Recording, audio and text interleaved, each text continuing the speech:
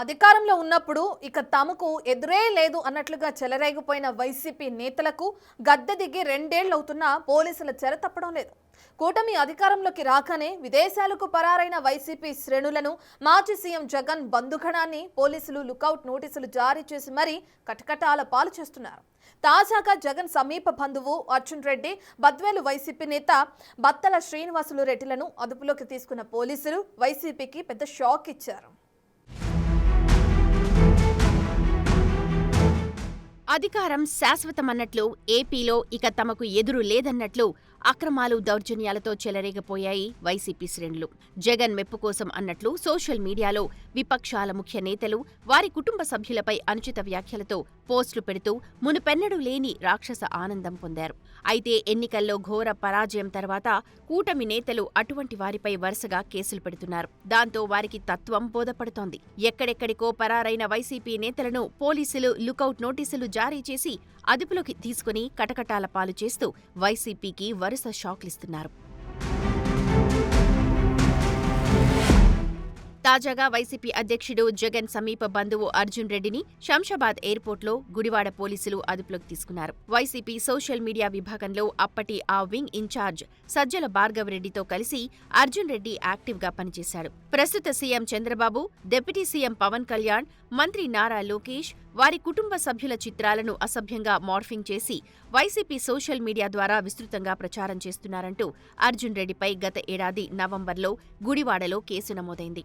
అప్పట్లో అతన్ని అరెస్టు చేసేందుకు పోలీసులు ప్రయత్నించగా విదేశాలకు పారిపోయాడు.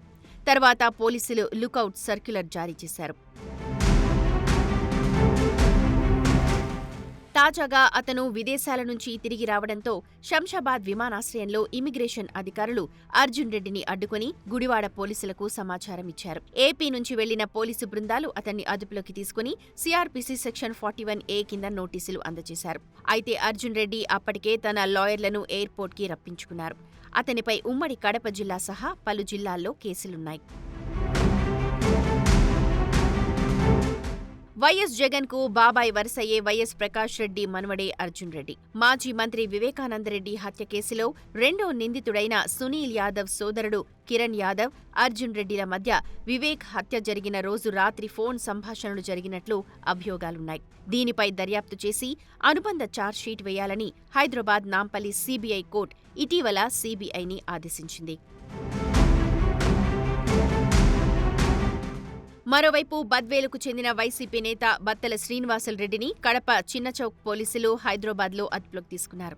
ఎన్నికలకు ముందు ప్రస్తుత సీఎం అయిన నారా చంద్రబాబు నాయుడు, డిప్యూటీ సీఎం పవన్ కళ్యాణ్, మంత్రి నారా లోకేష్తో పాటు పలువురు టీడీపీ నేతలు వారి కుటుంబ సభ్యులపై శ్రీనివాసరెడ్డి సోషల్ మీడియాలో అసభ్యకర పోస్టులు పెట్టాడు. దీనిపై కడపకు చెందిన టీడీపీ నేతలు గత ఏడాది నవంబర్లో చిన్నచౌక్ పోలీసులకు ఫిర్యాదు చేశారు. ఈ మేరకు పోలీసులు కేసు నమోదు చేశారు. శ్రీనివాసులు రెడ్డిపై చిన్నచౌక్తో పాటు రాష్ట్ర వ్యాప్తంగా పలుచోట్ల కేసులు నమోదయ్యాయి. కాగా కూటమి అధికారంలోకి రాగానే బత్తల శ్రీనివాసులు రెడ్డి గల్ఫ్ వెళ్లిపోయాడు. దీంతో పోలీసులు లుకౌట్ నోటీసులు జారీ చేశారు. ఈ నేపథ్యంలో గల్ఫ్ నుంచి ఆయన హైదరాబాద్కు రాగానే ఎయిర్పోర్ట్ అధికారులు అదుపులోకి తీసుకుని కడప పోలీసులకు సమాచారం ఇచ్చారు. వెంటనే చిన్నచౌక్ పోలీసులు హైదరాబాద్కు వెళ్లి ఆయన్ని అదుపులోకి తీసుకుని కడపకు తీసుకొచ్చారు. మొత్తానికి అరెస్టుల భయంతో అసలే బిక్కుబిక్కుమంటున్న వైసీపీ శ్రేణులకు ఈ తాజా అరెస్టులు కంటి మీద కునుకు లేకుండా చేస్తున్నాయట.